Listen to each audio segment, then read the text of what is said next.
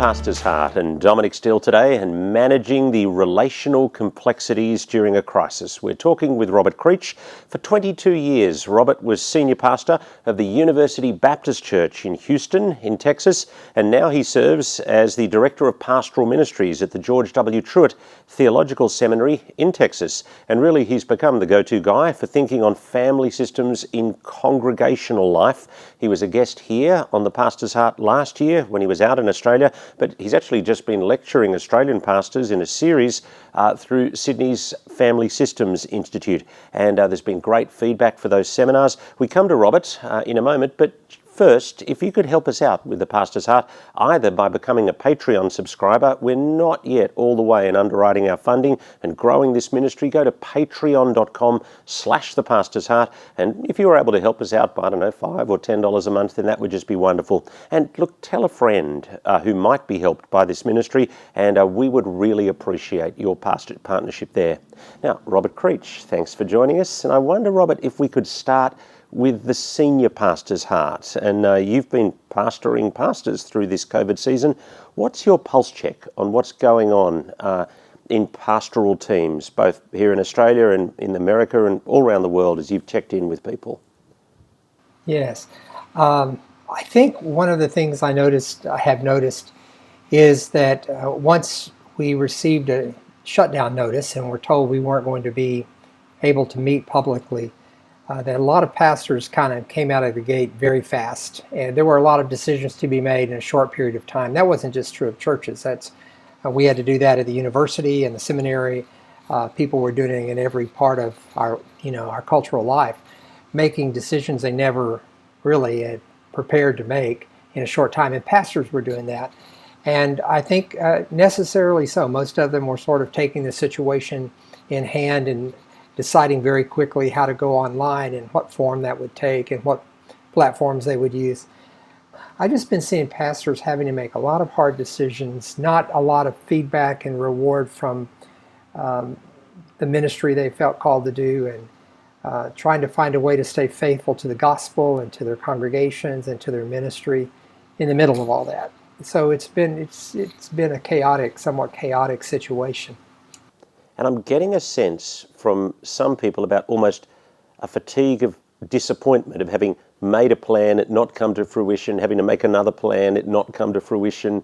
And so just kind of an overwhelming sense of disappointment. Yeah, and I think that's true beyond pastors. It's all of us. I read someone wrote today that said that the worst purchase they made last year was a year 2020 planner.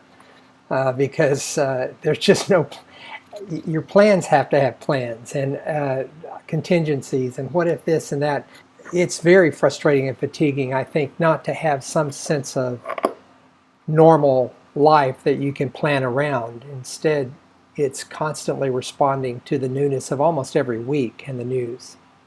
So that's a lot of stress on pastors. What's your advice for senior pastors as we attempt to pastor our teams and help them spiritually, psychologically at this time? Yeah, I would put this situation, Dominic, in the category of how we lead and minister during a period of crisis. One definition of a crisis is that it's a time when the future is unknown, the future is unpredictable, and we don't know what's around the next corner. And that's that way, if a building burns down, that's a crisis. If we have a serious experience of, a church about 20 minutes from where I'm sitting right now, a couple of years ago, had a gunman come in on a Sunday morning, little rural church, and kill 21 people in Sutherland Springs, Texas. That's a crisis when the future is called into question. And this is one of those crises, except that it's not a crisis that lasts for a few weeks and then it's over. It's what one of my friends called a chronic crisis. It's going to be with us for a while. And during a crisis, the thing that a leader can do with their staff team and with their congregation, one is to make sure that there's a plan in place. That calms people down a good bit. Even if the plan has to be adjusted almost on a daily basis, at least letting them know, here's where we're going, here's what's next. communication becomes really important, more so than in a normal time. It's always important, but the volume on that needs to be turned way up during a crisis. People need to hear from their pastors. Staff teams need to hear from their senior pastor much more frequently, not just about the crisis, just they need the voice of the shepherd. They need to know that you're there. And communication in all manner, personal, email, text, whatever versions we got available to us should be turned up, it seems like to me. It's also one of the things we can do for them is take care of ourselves, to have some sort of spiritual practices in place that we are living with and we keep up, because we don't do them any good by exhausting ourselves spiritually or emotionally, physically. Staying up with our reading, with the intellectual challenge, keeping our brain working so we can think, that's an important thing to do for others, not just for ourselves. Those are some of the things I think of that during a crisis people appreciate from a leader: a calm presence, a good communication, a sense of a plan, taking care of ourselves, and expressing the kind of pastoral care. Again, you do that all the time, but the volume needs to go up on that a bit during a time of crisis. There are people who are hurting. I don't know what in your congregations if you're dealing with this, but lots of job losses, lots of fear, lots of concerns about their children and going back to school. People have sources of anxiety all around them now that they didn't have a few months ago. And so knowing that, pastoral care becomes really important. And that includes care for our team and listening to them and finding out what they're up against and how they're struggling with this with their own families and their own lives. I read an article by you where you said there's a temptation for us to, or what we need to do is, I read an article by you where you raised the issues of optimism and despair, and really the choices there and how hope is in the middle. Do you want to just elaborate on that? Sure. I wish that were my original idea, but it comes from the theologian Jurgen Moltmann, who, in Theology of Hope, he says there are two sins against hope. Presumption is one, a kind of unbased optimism. Everything's going to be fine. And then the other is despair. Nothing's going to be okay. We're never going to make it out of this. And neither one of those are Christian positions. Hope is this confidence about the future, because God is the God of hope. God is in the future. God stands in the future and speaks to us in promises and invites us to himself and says it's okay to be where I am. And he's going to be in every one of our futures. And so it doesn't mean that things are going to be easy or even that everything's going to be okay. It means that we're going to be okay, that our God holds us in our hands, and hope lets us live that way. Hope is I think, intended to be a very realistic thing, that we don't deny what's going on around us. We own it, but we learn to trust God in the middle of it because he's promised another day. And that's a very helpful way of thinking for me, is to try to live in hope instead of optimism or giving up. How does the Stockdale principle from Jim Collins and Good to Great fit into all of that and our current situation? Yeah, it's exactly. He interviewed James Stockdale, and Stockdale, he asked him who were the prisoners of war in the Hanoi Hilton in the Viet Nam War? Who were the prisoners who didn't make it out? And Stockdale's famously said it was the optimists. It was the ones who kept saying, we're going to be out of this by Easter or by Thanksgiving or by Christmas. COVID's going to be over by October. Yeah.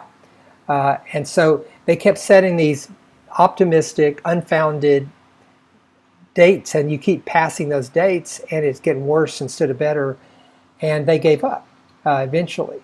And what Stockdale said was we have to be realists. We can never give up our hope that God is with us, but we can't live with a kind of empty optimism either. And I think being realistic about what our circumstances are is a good way to settle down. As I said, we came out of the gate really fast and became fatigued, but we need to prepare, we pastors, for a marathon, not for a 100-meter dash. And be prepared to run this race for a long time if necessary. So I mentioned to you online that I'd been arguing that we should be leading for endurance rather than leading for recovery. And I was going to ask you what you thought of that, but then I actually discovered that you'd actually written that thought before I'd made it in your point here. Yeah, I think that's a thing to settle into and to say we may be at this for a long time. So what practices do I need to put in place in my life and make sure they stay in place? Spiritual practices, prayer and solitude, and things that help me attend to God's presence and pay attention to God. What kind of practices do I need to put in place intellectually so that I keep reading, I keep growing as I would have intended to do in another time, not in a crisis. But again, that keeps our brains working, and that has a way of calming us. It can also be, a way of escaping reality, but that's not the purpose. The purpose is, how do I keep learning and growing? What practices are going to help me with my relationships with my family and my coworkers, my extended family? Might want to be making more phone calls or more Zoom calls or something now than usual with friends, because I'm not around human beings nearly as much as I'm used to being. And so maintaining myself relationally, maintaining ourselves physically, just being careful what we eat and how we exercise, those kind of things are as important now as they've ever been for our lives. Our health is one of the things that's at stake here. But one quick way to become fatigued is to just kind of let go of those practices that we know to be healthy for us in any of those areas, really. So I think that's one of the ways you manage the leading by endurance, not just trying to solve a problem and then we're done with it and move on to the next thing. COVID's not going to let us do that, I don't think. So we need to be prepared for the long haul. I mean, I don't know if you saw in the news this week that Google has told its employees to plan to come back to work in July of 2021. And that's not crazy thinking to me. It may be to some people, but they're working from home till then. And I think we don't know what's going to happen in the States right now. Here in the States, it's a mess. More than 1,000 people a day are dying. We're having in excess of 60,000 new cases a day. Texas is one of the places. It's been a hot spot. We're making a little bit of improvement, but still, it's not a good place right now as far as the disease is concerned. And to think that schools are going to open and we're not going to see any result of that, we are. University's going to reopen in a few weeks. We're going to see results from that. And we're going to be at this for a while. We don't have a vaccine. We don't have a cure. And it is human behavior that determines how it goes. And right now in America, human behavior is not cooperating really well. So that's the context in which we're serving God's church. And over here in Australia, the virus levels are much lower than you've got in the United States. And I think you've had, 300 deaths total? Something like that? Is that right? Yeah. And and we've had 162,000. Yeah. It is extraordinarily different. I mean, and even if you just think your state, Texas, which is about the same population as Australia, you're in a much worse position than we are. But here we've got the situation. Well, in our little part in New South Wales and Sydney, we've got perhaps 12, 13 community transmission cases a day for the last 2 weeks. So there's a manageable level of anxiety in the community and a manageable level of health risk in the community. There is a risk, and the health department needs to be on contact tracing, but it's actually manageable. And so churches like ours are able to open up for meetings of up to 100 on site at the moment. And we're facing the issue of some people being in high-risk groups, so wanting to stay home, some people perhaps being a little cavalier about the whole thing, and then in the middle, a group of people who, if we can provide reassurance that it's physically safe, they might be prepared to come to church. How do you, and actually there's an anxiety issue going on there for some of them, and also a balancing of the spiritual risk of staying away versus the health risk of coming close. How do you speak into that context? I think this is one of those times where the apostles' words of being all things to all people may have a good application.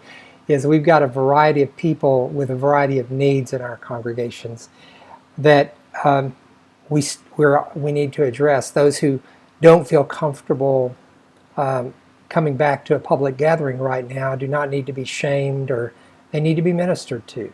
And so we want to not only provide a way for them to worship with us, but we also want to provide adequate pastoral care and contact and let them know they're still part of who we are. Those that feel comfortable gathering, and there are safe ways of doing that with the kind of numbers you're talking about, and it's wonderful that you're able to provide opportunities for that. But I do think for some time we're going to need to provide options for people. I speak for myself, is that I haven't been to a public worship service since the 1st of March. Now, I attend 3 different services on Sunday. I just finished one in Anchorage, Alaska, where my daughter lives, and so we go to church with her in Anchorage, Alaska on Sunday morning, along with a church nearby in San Antonio and a church in Waco. They have different times, and so we just join them. It's not ideal, but I'm personally, in our context, I'm 68 years old. I'm really not comfortable returning to a public gathering in our context. And I know there are people like myself. So I think we have to not judge either, but be able to minister to those folk and make sure that nobody feels left out or not included. And fortunately, technology like this has allowed us to do things that we wouldn't have been able to do otherwise. There was a story here this past week in the news of a church that was trying to open up despite government regulations, and one person transmitted the disease to 100 people. And so that's where we are. And again, every context is going to be very different, and so you got to figure that out, I guess. But I do think for the foreseeable future, we're going to need to minister to people who are either high risk or still not comfortable returning, and make sure they don't suffer spiritually any more than they have to, that they still hear from their pastors, they hear from their small group leaders, they have access to worship. It's extra demand on us. Yeah. How have you seen staff teams, emotional immaturity manifest itself during this COVID crisis? Yeah. I'm aware of one situation where these were pre-existing conditions. I'll say that. COVID didn't cause it. But it has been actually an explosion of relational difficulties within a fairly large congregation, and the pastor's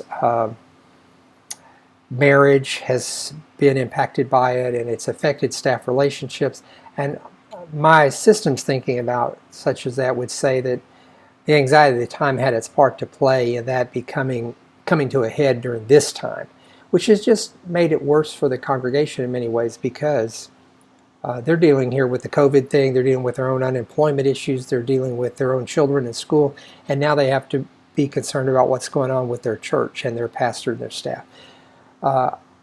It's the way that family systems helps me think about this is that Murray Bowen, who developed the systems theory, said that human beings only have 4 automatic responses to rising anxiety. Now, they take a lot of forms, but they're really just 4. We become more conflictual, or we withdraw and become more distant, or we turn to, some of us, he called overfunction, and some underfunction. Some become overly responsible and think for other people and tell them what to do and take on their responsibilities. And others will let them, which is becoming under-functioning or under-responsible, irresponsible, and not doing what, holding up one's own part in the family or in the system. And then the fourth thing is we call it projection, but we blame, we gossip, we point fingers, we want to find somebody to accuse of, to be blamed for what's going on. That's all that we know how to do automatically. We're not required to do any of those things, but running on automatic, that's what we will do as anxiety rises. And the level of those things, the level of the conflict, the degree of the distancing, will probably be in line with the level of the anxiety. And this is pretty highly anxious time right now. And so it wouldn't be surprising to find church staffs or church congregations a little more conflictual than usual, or some withdrawing and not be as engaged as usual, some becoming more irresponsible, not living up to their responsibilities as staff members or as church leaders, some kind of trying to take over and run the thing, and when it's not their job to do so. It would be surprising to see increased levels of gossip and blaming and finger pointing. Those kind of things would be normal, automatic human responses in a time like this. So it helps a lot if knowing that, we can maybe cut people a little bit of slack, show some grace, recognize that these are not the best times when our best versions of ourselves are always accessible. But church staffs during this time would probably be pretty anxious people, and therefore their behavior would tend to fall into some of those kind of patterns that Owen identified. So if you're a senior pastor and you know that, you can show a little more grace, but you can be looking for those things, and you can work on being a calmer presence with them. But you do that by working on yourself, by managing your own anxiety. You don't just pretend to be calm. You manage your own anxiety, and then you're better able to help others in your presence not be so anxious.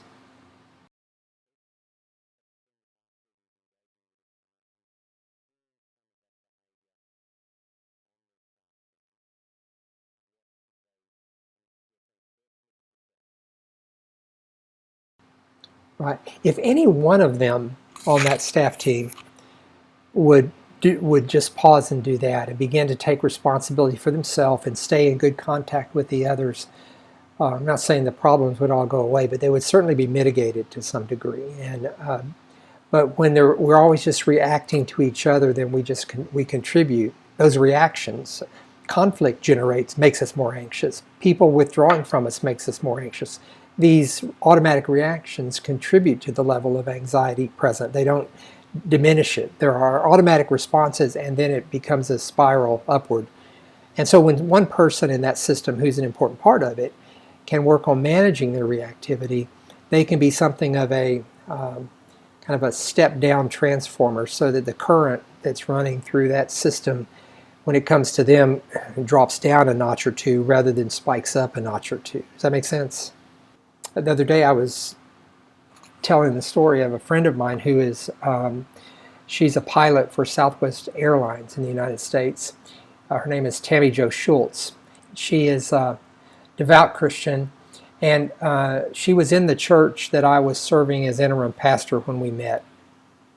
She is the pilot who about a year and a half, 2 years ago, was flying from New York through Dallas on the way to San Francisco, and had an engine explode, and a passenger, because of the air pressure, sucked out a window, and she landed the plane safely in Philadelphia. And it's a remarkable story of a calm leader in a crisis. One of the things she's since written a book called Nerves of Steel, and telling her story. But one of the things she said she learned in her Navy training, her aviation training, was that in a crisis you have to do three things. One, you have to aviate. And that is, you've got to get this plane under control. And she managed that. Then you have to navigate. You got to know where you're going next. And then the third thing is you communicate. And I thought that was a pretty good way of describing leadership during a crisis. Initially you got to get the thing under control. So there are a lot of decisions to be made fast in a crisis. but then a plan and to navigate. Where are we going next and how are we going to get there? And then being able to communicate with all the important people in that system so that they know there is a leader present and that there is a plan. And one of the most important things she said was when she, having done the first two, spoke to the people in the cabin that were panicking, and the passenger cabin, and she said to them, "We're not going to crash. We're going to take this plane and land in Philadelphia." And the flight attendants in the cabin said that the whole tone and tenor of the place changed in that moment. Her calm voice saying, "This is under control. We're going somewhere. We have a plan." And and she wasn't just blowing smoke. She knew she could do this. But it's a remarkable story of calm leadership, and I think that's the case. You don't have to be in the first chair, the senior pastor, to have that kind of influence. If you're an important part of a system, you can have an impact on that system's well-being. I've noticed that actually in our congregation, as I came out in our church context and said, we're leading for endurance, we're not leading for recovery, and part of leading for endurance is we're going to have an online campus and a physical campus, and you're going to be able to oscillate between them as you feel comfortable. I could feel the tension go down as people say, "Oh, okay, they've got a plan. It's going to work. I can see how I fit into it for the next 18 months." It has been a tone change in our church the last few weeks as we've rolled that out. And I think one of the things about communicating like that is, in a regular time, people are more open to hear things, and so you don't have to say it as many times. But during a crisis, when anxiety is high, we have to say things more frequently and in more different ways than we ordinarily do before everybody or most people have heard what it is that we're doing. And there's another element here, I think, in crisis leadership that's important, is that the decisions we make, the plans we draw up, if we're able to connect those plans and those decisions to our mission as a church and our vision, our sense of values, to be able to say to our congregation and to our staff teams, this is how a church that has this mission and this vision and this set of values, this is how a church like that behaves in a time like this, so that our decisions are tied to who we most deeply believe ourselves to be, rather than just being kind of off-the-cuff decisions or copying someone else's decisions. They come out of who we are. For individuals, Bowen would call that differentiation of self, this sense of I know what I believe and I know who I am, and I'm going to live out of that best I can, even when anxiety is high. Nobody pulls that off entirely, but that's the goal, is that we have a deep sense of what we believe and who we are, and we live out of that faithfully. And for churches to be able to do that is, I think, a reasonable thing to ask, is that we make our decisions and be able to say, the reason we decided to have an on-campus meeting and a virtual meeting is because we value community, and some of you can't be with us. Be able to tie those decisions to our values. I think that helps people see that we're not just making up stuff. We're trying to figure out how someone like a congregation like ours, navigates its way through a time like this. Where have you seen pastors make mistakes and make the whole thing worse in the last little while? Yeah. There's an image I use of pastors often. I don't know where I first heard it. I didn't make it up. But that pastors are often like stray dogs at a whistler's contest. And one of the things that, and again, in our context, it's been this way, is almost every pastor had people, if the church was of any size so that there was some diversity in it, they had people who were pushing to open and people that were pushing to stay closed. And they were just being tugged back and forth. And I think one of the things that pastors, mistakes that they made, is yielding to the pressure of one or the other of those rather than making a solid decision.